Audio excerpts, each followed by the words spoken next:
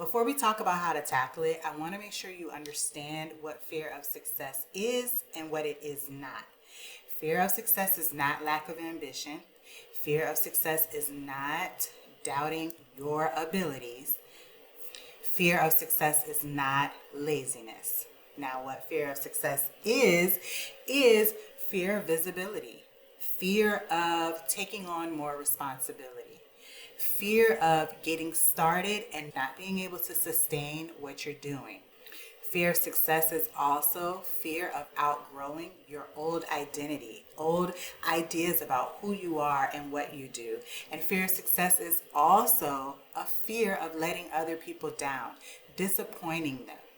In short, fear of success is about the after. Your nervous system is just not ready to handle what might happen after. So now what do we do? Like, how do you actually target fear of success? The first thing is let's shrink the after, right? Fear of success believes, oh, everything is going to change once I become successful. How about we stop worrying about what happens after you hit $500,000 and let's talk about what happens after you get your first client, after you go a month of making your sales. Shrink what the next step is. You are not responsible for figuring out what a life of a multimillionaire looks like for you. You are responsible for just the next step in your journey. So while you're planning and positioning yourself to take action, if you start worrying about what's going to happen a year from now, 5 years from now, how are you going to handle that life, that person that you're going to become, it will freeze you in your tracks right now.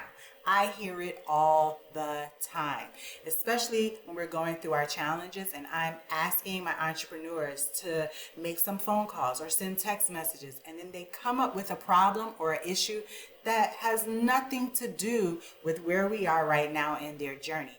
They might say something like, well, if I reach out to them now, then I'm going to be stuck delivering, these one-on-one calls for $35 for the rest of my... No, you're not going to be stuck with doing that for the rest of your life. Let's just focus on getting past this one obstacle. So the first thing I'm going to tell you to do is to shrink what comes next. You are not responsible for the whole journey. You are just responsible for your next step. Here's the next one. When I talk about being afraid of letting people down, disappointing other people, being afraid of being able to sustain your success over the long term, here's the truth. Success is not a permanent destination, okay? Don't worry about permanence. Don't worry about sustainability. The real truth of the matter is, at any time in life, you can scale up and you can scale down. At any time in life, you can pivot to the left, you could pivot to the right. You could make things smaller, more concentrated, make your vision more focused, or you could go broad and touch a whole bunch of things. There is no requirement that if you hit $500,000 in sales this year, that you have to do it every single year. Think about other successful people that we know.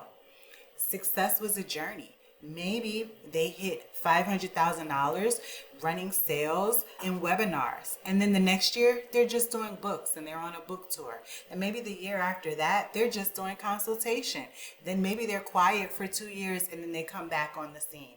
There is no requirement that your success has to look exactly the way that it looks right now forever.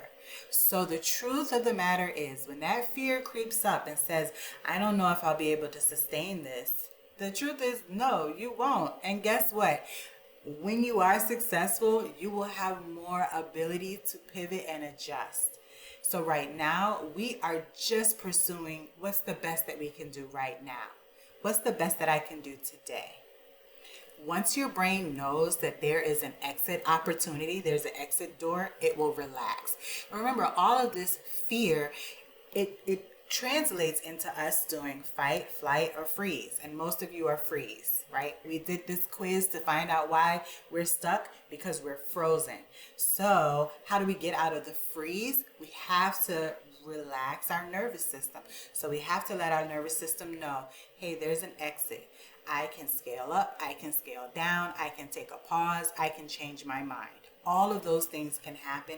I'm not going to be locked in to the decisions and the actions that I do right now. That gives you the ability to actually take action.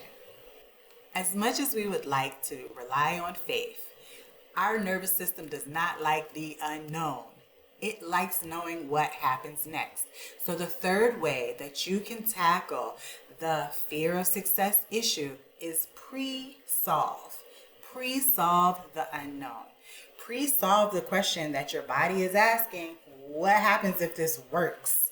Right? Oh, what happens if this works and I have to be on stages all the time? What happens if this works and I have to be on social media every single day? What happens if this works and I have to be in front of clients all the time? Let's go ahead and solve for what would we do if this actually works? What does that look like? I want you to think about and answer these questions and ask yourself, what would I do if? If I get more clients, what support systems will I rely on? What's my bare minimum delivery status? Like, what's the bare minimum that I will deliver to a client? What are things that once I have the income that I need, that I can automate and delegate or employ someone else to do for me? Start thinking about those questions. Remember, you don't have to have the solution, but we do want to just pre-solve. Like, just say, oh, well, if this works, I'll have an extra $1,000 a month that I could use to hire a virtual assistant, right? That's my support system. That's what I could delegate. I could offload some of this work to. Those type of answers eases your brain into relaxing so that you can take action. Now, when we talk about fear of success, and I list off what fear of success is, if you bristled when I said fear of success is also being fearful of being visible, then this one is for you. I want you to practice being seen in different ways.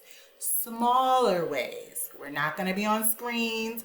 We're not going to be on stages. I want smaller ways where you can get comfortable with being visible. What does that look like? That looks like sharing your wins in a small public setting. That's like sharing your wins here in the Hero Academy, posting your wins online. Practice what it's like to be visible. And make sure that you're identifying any of the feelings that you have after you've done so, and you're categorizing them the right way. I'm not telling you to go out there, practice being visible, then something happens that you don't like, and it pushes you back into your cave of fear. We want to practice being visible, applaud ourselves for the effort, and we want to process what happens so that we get more and more comfortable with visibility. Other ways that you can practice being visible is allowing people to compliment you without deflecting. Pay attention to what you say when someone gives you a compliment. Also, when you post, don't over-explain. Post without over-explaining. Sometimes we over-explain because we want to make sure that everyone is comfortable with what we're saying. We want to be sure that everyone is comfortable with the way that we're showing up. Just show up. These are practical ways that you can practice being visible so that when you do need to be on these stages, you are more comfortable with it. And the last way that we can break out of the fear of success is create and name a new identity for yourself. And then name that old identity so that you can clearly say, old Nicole is acting up. Inconsistent Nicole is trying to show up, but disciplined Nicole is here. And disciplined Nicole is going to make this choice. Old Nicole, inconsistent Nicole, might have done this, but disciplined Nicole is going to make the right choice. Ask yourself honestly, if I succeed, who do I stop being? Who am I no longer if I succeed? Does that mean that you're no longer the person who's still trying to figure it out, child? Does that mean that you're no longer the person who people really don't expect too much? Does that mean that you're no longer the person who's relatable because you're still struggling? Release all of those old identities and take on your new identity. Okay, last thing to wrap up. What I want you to do is this quick activity with me. Pull out a piece of paper. I got my little journal here. little piece of paper, and I want you to write this sentence. If this actually works, write it nice and big across the top. If this actually works, then I want you to finish these 3 prompts. I'm afraid that, I worry people will expect, I'm concerned I won't be able to. I'm afraid that, I worry people might expect, and I'm afraid I won't be able to. Finish the sentence. Don't edit yourself, just let it flow out.